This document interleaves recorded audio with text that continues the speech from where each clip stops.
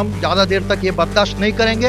हम लोग कभी इस आक्रामकता से उतरे हैं। यदि छीनना पड़े तो हम लोग छीनेंगे। ये आंदोलन सक्सेस करके ही दिखाएगा, ऐसे हमारे महाराष्ट्र और मुंबई की जनता की राह है। बात नहीं सुन रहे तो कम से कम इस बार जो विश्वव्यापी आंदोलन हुआ, गैर बौद्धों का जो यहाँ पर संगठन चल रहा है और गैर बौद्धों का प्रबंधन चल रहा है, उसे हमें हटाना है।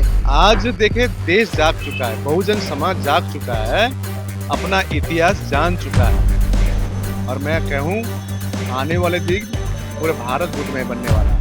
नमस्कार, नवराजनीति में आपका स्वागत है और आपके साथ मैं हूं नवदीप शर्मा। बौद्धिश की मांग एक बहुत लंबे अरसे से चलती हुई आ रही है और उनका जो अभी एक और धरना है वो अभी जंतर मंतर पर होने वाला है, जिसको लेकर उन्होंने आज एक प्रेस कॉन्फ्रेंस करी और उनका जो मांगे हैं उस पर ज़्यादा चर्चा के लिए उनसे बात कर लेते हैं। पर आज जो ये कॉन्फ्रेंस की गई है और जिसमें आह्वान भी किया गया है कल के लिए जंतर मंतर के लिए, सर कितना लंबा वक्त अभी गुजर चुका है, फिर भी जूं क्यों नहीं रेंग रही है सरकार की जो कानों पर? दिनांक 26/11/2023 से ये आंदोलन चालू हो गया।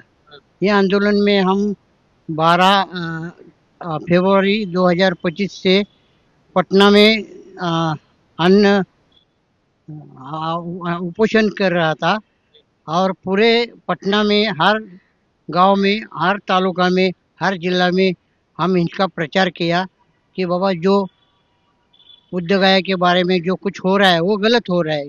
क्यों? जैसे मस्जिद में मुसलमान लोग रहते, क्रिश्चियन में अलग लोग है, हिंदू में अलग लोग है, वैसे ये महाबोधि विहार में भी बौद्ध का यूनिटी मांगता है ना, कमेटी मांगता है। इसलिए ये धरना चल रहा है। कैसे है कि ये धरने के माध्यम से पूरे जग में, यानी माल्टा, मलेशिया, चाइना, जापान, हर स्टेट में, हर देश में इसका जो प्रभाव है ये बढ़ गया है। क्यों? यहाँ के जो लोग जाते, इंडियन लोग, तो वहाँ गौतम बुद्ध की प्रतिमा लेके जाते और उधर ये लोग बोलते कि हम बुद्ध के देश से आए हैं। तो वो लोग जो इकोनॉमिकली जो है, जो दान दे, वो गौतम बुद्ध को देते हैं, मगर यहाँ के लोग उसका गलत ढंग से इस्तेमाल करता है। इसीलिए महाबोधि विहार का जो प्रश्न है ये बहुत दिन से चल रहा है।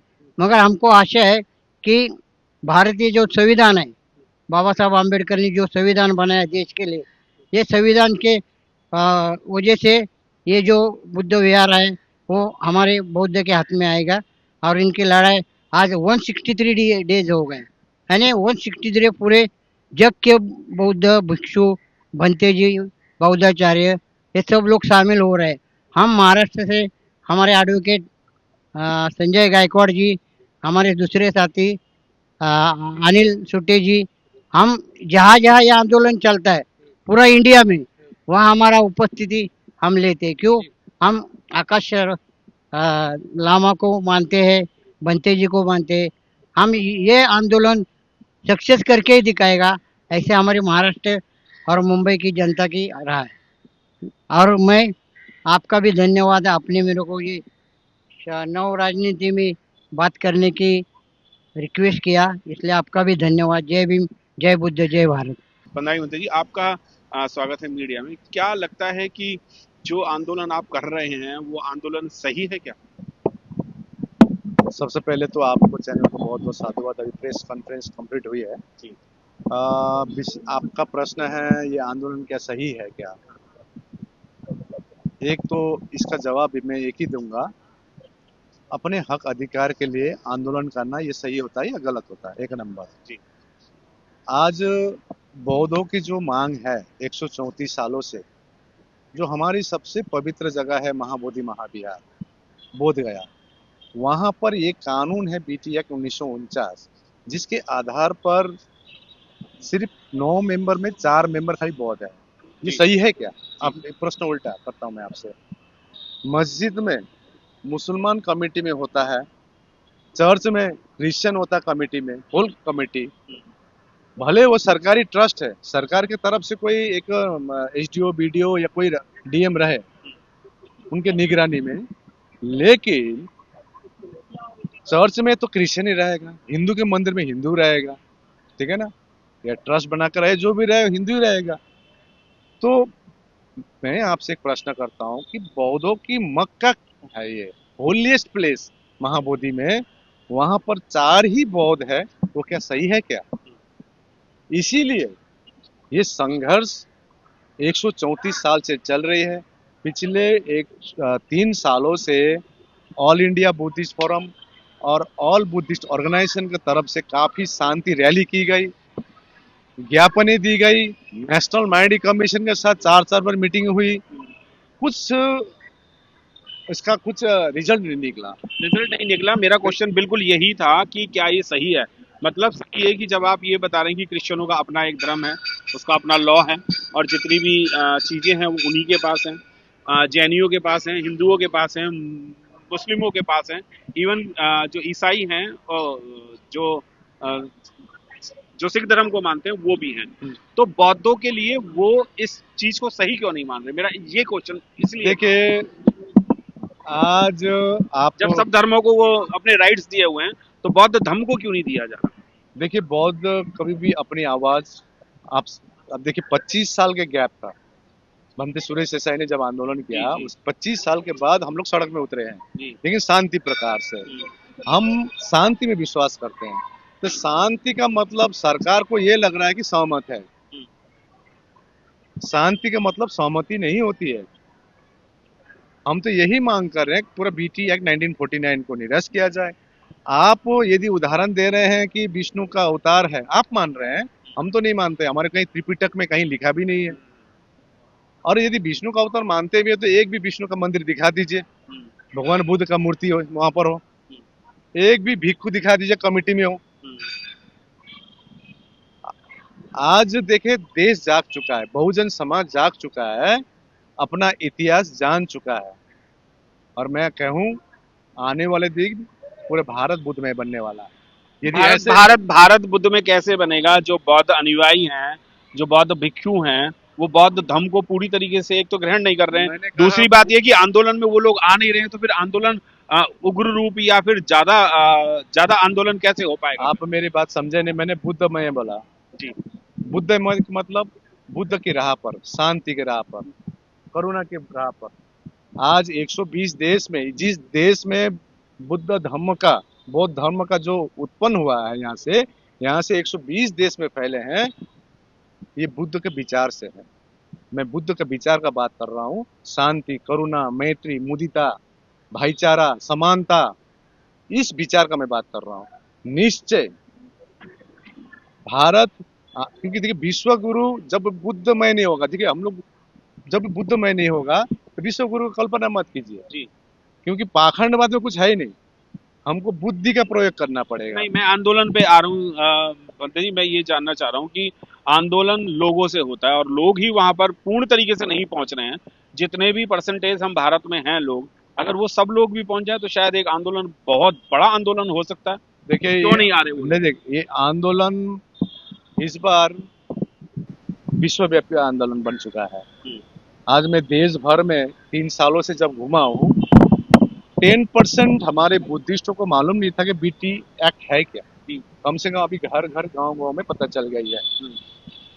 दूसरी बात, आपका जो प्रश्न है कि क्यों नहीं आ रहे, देखिए बात दरअसल ये है कि हमारे समाज जाति में बटा हुआ है जी। ठीक है ना। तो मेरा यही आह्वान है, ये लड़ाई किसी एक व्यक्ति की नहीं है, एक संगठन की नहीं है, ये हमारी बौद्धों को, विरासत को बचाने की लड़ाई है। हम चाहते हैं सरकार इसमें एक परमानेंट सॉल्यूशन हम बुद्धिस्टों को दे, सो दैट आने वाले जनरेशन 10 साल 15 साल बाद फिर एक नया आंदोलन जन्मेगा। हम ये नहीं चाहते हैं, एक परमानेंट सॉल्यूशन हो, तभी हम अपना न्याय हक के लिए हम लोग अपना ये आंदोलन जारी है। और जो भी नहीं आ रहे हैं उनसे भी अनुरोध है कि अपने हक अधिकार के लिए आप लोग जरूर आइए, आगे आइए, कोई लामा को ना देखे। अभी कोई एक और घोषणा हुई है आंदोलन की दिल्ली में, वो कहाँ पर और कब हो रही है? कल 25 जुलाई में जी। आपको मालूम है कि भंते सुरेश देसाई ने 91 में आंदोलन किया था, रिट पिटीशन डाली गई 2012 में, कोई सुनवाई नहीं हुई। तो विवश होकर हम लोग पिछले 3 सालों से ये सरकार को जानकारी, शांतिपूर्वक आंदोलन की तरफ से, या हम लोग सरकार को जानने की कोशिश कर रहे हैं।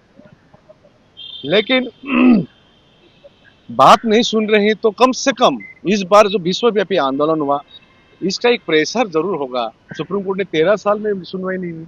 अभी 16 मई में फर्स्ट टाइम हियरिंग हुई है और 29 जुलाई को आपका फर्स्ट टाइम आपका ये फाइनल हियरिंग के बाद चल रही है। तो हमारा कहना क्या है कि ये आंदोलन, इसमें एक रिजल्ट ओरिएंटेड हो। सरकार से भी ये अनुरोध कर रहे हैं, आप एक परमानेंट सॉल्यूशन पे काम कीजिए, और हम एक्सपेक्ट उम्मीद लगा बैठे हैं कि सरकार न्यायपालिका भी इसमें अच्छी तरह से रिजल्ट देगी। और कल 25 और 26 जुलाई में जंतर मंतर में धरना है, शांतिपूर्वक धरना है। सभी से आह्वान है, विशेष करके आज पूरे देश भर से लोग आ रहे हैं, तो वहां पर हम लोग धरने में शांतिपूर्वक सरकार का ध्यान आकर्षित करने का कोशिश कर रहे हैं। अगर सरकार आपकी बात नहीं मानती है, प्रशासन आपकी बिल्कुल भी बात नहीं मानता है, तो अगला स्टैंड आपका क्या रहेगा? देखिए, मैं अगर मगर में न जाए, ठीक है ना, मैं कहना हो कि हम लोग को पॉजिटिव रहना है जी। पॉजिटिव रही है। सरकार निश्चय या न्यायपालिका निश्चय, क्योंकि कोई जज नहीं चाहेगा कि एक जजमेंट सही से दे, एक इतिहास में बनता है, तो निश्चय हमको न्याय मिलेगी। यदि नहीं भी होती है तो उसका रणनीति हम बाद में बताएंगे। बाबा साहब बोधिसत्व बाबा साहब थे, जो तथागत गौतम बुद्ध को पूर्ण तरीके से मानते थे, और उन्होंने 22 प्रतिज्ञा भी दी और भी बहुत सारे समाज उत्थान के लिए काम किया। जब उन्होंने कॉन्स्टिट्यूशन बनाया तो उसमें ये भी लिखा हुआ है कि आपके अगर अधिकार नहीं मिलते तो छीन लिए जाएं, तो क्या वो छीने भी जाएंगे? संविधान पर विश्वास रखिए, बाबा साहब ने कहा है, इसको विश्वास रखिए, निश्चय इसमें हमारी विजय होगी। यदि छीनना पड़े तो हम लोग छीनेंगे, लेकिन उसका एक तरीका होता है। धन्यवाद। धन्यवाद। क्या कहेंगी, आज जो आप लोगों ने अपील की है और एक प्रेस कॉन्फ्रेंस भी करी है, उसका क्या माध्यम था, और क्या आप अभी जो मुद्दा ये जो अभी हो रहा है और जो बोध गया में एक लंबे समय से लंबित है, इसको लेकर आप क्या कहेंगे? सर्वप्रथम मैं आपके चैनल को धन्यवाद देता हूं, और मैं एडवोकेट संजय एस गायकवाड़, मैं महाराष्ट्र से हूं, और मैं ऑल इंडिया बुद्धिस्ट फोरम को 10 जनवरी से जो पटना में जन जागरण रैली हुई थी, वहां से मैं आरंभ किया हूं और जुड़ गया हूं। वहां बाद में 12 फरवरी को बुद्ध गया महाबोधि महाविहार जो मुक्ति आंदोलन हुआ था, वो मुक्ति आंदोलन में हम लोग ने महाराष्ट्र में भारी संख्या से वहाँ पर उपस्थित थे, और तभी से लेकर हम लोग ऑल ओवर इंडिया में, ऑल ओवर महाराष्ट्र में हम लोग ये आंदोलन कर रहे हैं। ये आंदोलन का मुख्य मकसद ये है कि यहाँ पर बुद्ध गया महाबोधि महाविहार जो है, उनमें गैर बौद्धों का जो यहाँ पर संगठन चल रहा है और गैर बौद्धों का प्रबंधन चल रहा है, उसे हमें हटाना है। और जो बीटी एक्ट 1949 का जो बीटी एक्ट है, उसे हमें निरस्त करना है, और पूरा जो महाबोधि महाविहार जो है, वो उसका प्रबंधन हम बौद्धों के हाथ में मिलना चाहिए। इसके लिए हम लोग यहाँ पर संघर्ष करने आ रहे हैं। लेकिन दूसरे समुदाय भी इस पर जो है दावा ठोकते हुए नजर आते हैं। वो कहते हैं कि हमारे भी यहाँ पर उनकी एक विशेष पूजा का यहाँ पर महत्व रहा है, तो उसको लेकर आप क्या कहेंगे? क्या वो इससे पृथक है? यहाँ पर 135 साल पहले जो कलकत्ता हाईकोर्ट ने जो निर्णय दिया था, वो वहाँ पर उन्होंने निर्णय ऐसा दिया था कि ये जो महाबोधि महाविहार जो है, वो बौद्धों का है और उसमें बौद्धों का हक है। यहाँ पर तथागत भगवान गौतम बुद्ध को संबोधि प्राप्त हो गई थी, तो तभी से लेकर जो हमें मिलना चाहिए था, बौद्धों को मिलना चाहिए था, लेकिन वहाँ पर गैर बौद्धों ने वहाँ पर जो है वो घुसखोरी की है, और वो घुसखोरी वहाँ तभी से चल रही है। हम ज़्यादा देर तक ये बर्दाश्त नहीं करेंगे। हम लोग अभी इस आक्रामकता से उतरे हैं, और इसे हम हाथ में, हमारे जो प्रबंधन समिति जो है, वो हमारे हाथ में लेकर ही इसका हम संगठन के लिए काम कर रहे हैं। देश भर में बड़े लंबे समय से एक मुद्दा पनप रहा है, जिसमें जिनकी मांग है कि जो बौद्ध गया है, वहां पर बौद्धों को एक स्पेशल स्थान दिया जाए, क्योंकि बहुत लंबे समय से एक जो है धार्मिक एक उन्माद वहां पर पैदा हो गया है। वहां पर जो है आप देखेंगे कि जो लोग हैं वो कहीं ना कहीं दोफाड़ नजर आते हैं। बौद्ध को मानने वाले वहां पे अनुयायी भी वहां पर आते हैं, और जो हिंदू धर्म के लोग हैं वो भी वहाँ पर आते हैं। लेकिन बौद्ध धर्म की ये मांग है कि वहाँ पर एक स्पेशल स्थान दिया जाए, और वो जो स्थान है वो शुरू से ही बौद्ध गया के नाम से प्रसिद्ध है। तो उनको उसकी जो स्पेशलिटी है, जो वहाँ पर उनका स्थान है, वो उनको उनको देना चाहिए। तो आपकी इस पर क्या राय है, हमें कमेंट कर जरूर बताएं। नवराजनीति के लिए नवदीप शर्मा की रिपोर्ट, दिल्ली।